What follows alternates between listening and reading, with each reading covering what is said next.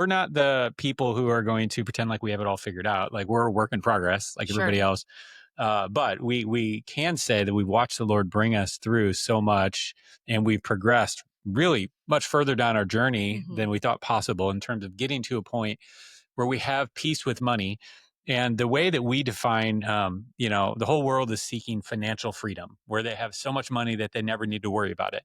But the truth is, doesn't matter how much money you have, you still worry about it. Yep. Like I talk to wealthy people all the time who are more worried than people who are making $30,000 a year. So it's not about the amount of money. And so what we're after is what we call true financial freedom, which is kind of what Paul talked about in Philippians, where he talked about learning how to abase and abound and learning the secret of being content in the high times and the low times.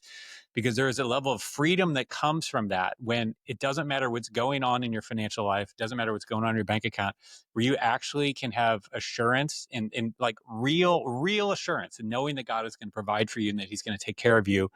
And then at the same time, when the income goes up and you actually have a lot of money, that you don't start trusting in that, because that's really easy to do as well.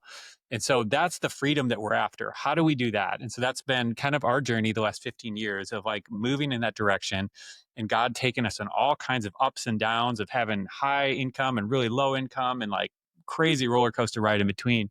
And I think he's been doing that because he's trying to teach us that so that we can hopefully share some of that with others. Yeah. I think that's super important, because I think I can have, financial experts on or people who talk about money and help people. But if you haven't been in the highs and the lows yourself, like how can you talk to me about it? Right. So give us a little bit of your background.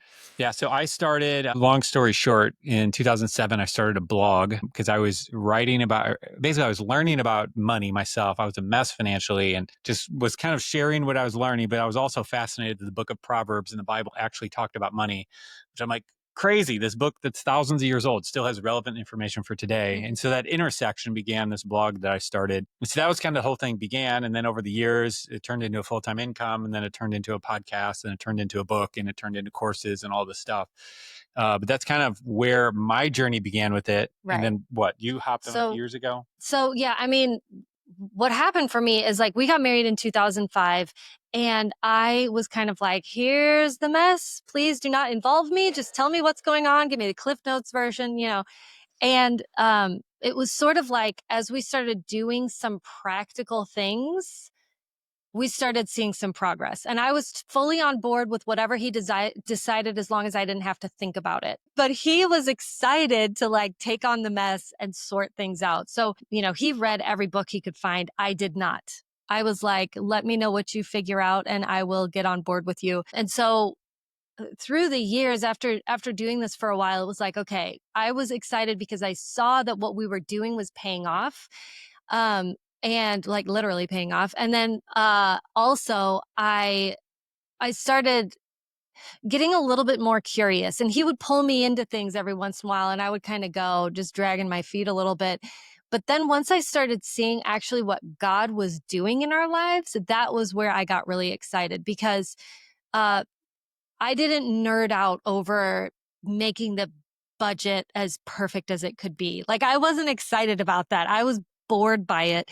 But once I saw what God was doing, that part really excited me. And I think that's how I got more involved in it. And every once in a while, he'd be like, come on this podcast with me. We're going to talk to a couple. And he, and for a while I thought I don't really have anything to contribute because I didn't remember what a Roth IRA was. But what happened is we started talking about God's faithfulness. And I realized I actually do have a lot of experience in this because we've watched him do it over the years. And so slowly but surely, like I started getting involved with the business, but now like really involved with our finances, which was something like my whole family laughs at me for it, because I'm such an unlikely candidate. God will use all of us. Yeah. Honestly, he really will. And I will just say, side note, when you get the book, like you're such a joyful part of the book, and like, coming in here and coming in there. Part, I love how it's written that you can like hear you guys, Oh, good.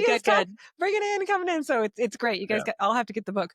All right. So let's just go right into the hardest part. What do you do when you feel like, oh my goodness, there's not going to be any money at the end of the month?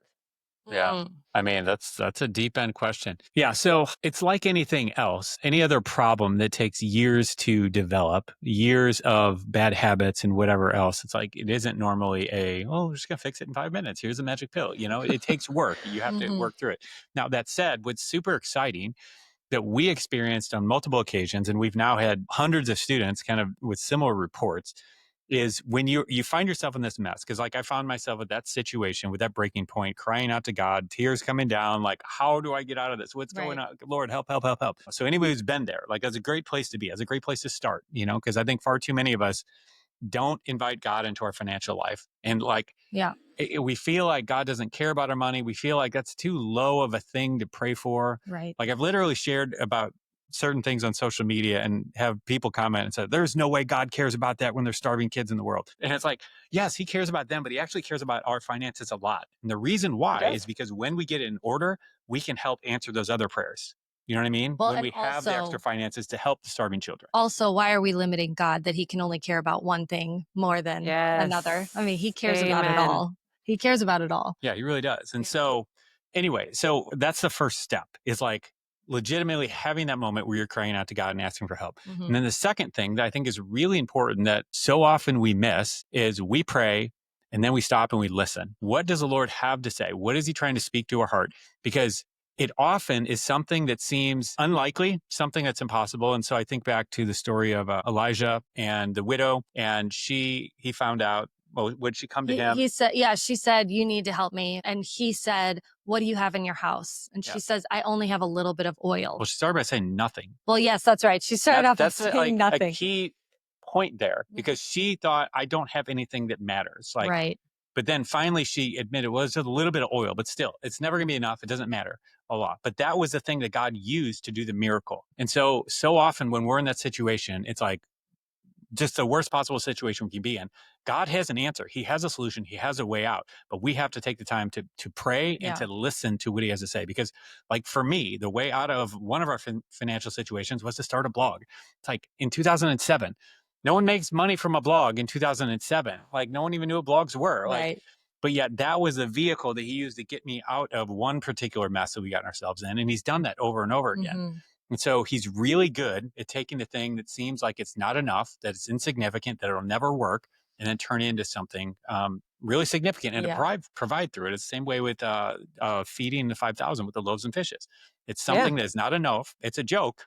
Oh, yeah, little boy, your loaves and fishes. Yeah, it's going to feed everybody. That was cute. Yeah. And then God does, watch what I do when you place this in Jesus' hands. Right. So those are the two most important pieces. And we can get into some of the practical stuff, but that's a lot more specific in different directions. Yeah. And I would say doing the practical thing too. Like there's a threefold part is like we seek the Lord and then we do as much as we can do. Most people, no, I will speak for myself. I think most people do one or the other. I was the kind of person who would just go, God, help me, God, help me, God, help me. But I would never try to spend less. It was just, God, help me. Just give me what I want. And he's like, I've already given you everything you need. You're just not managing it properly. And so when you are sitting there at the end of the month, you cry out to God first, listen to what he has to say. And then you also do the best with what you have. And I think that combination is actually so powerful and way more powerful than people give it credit for.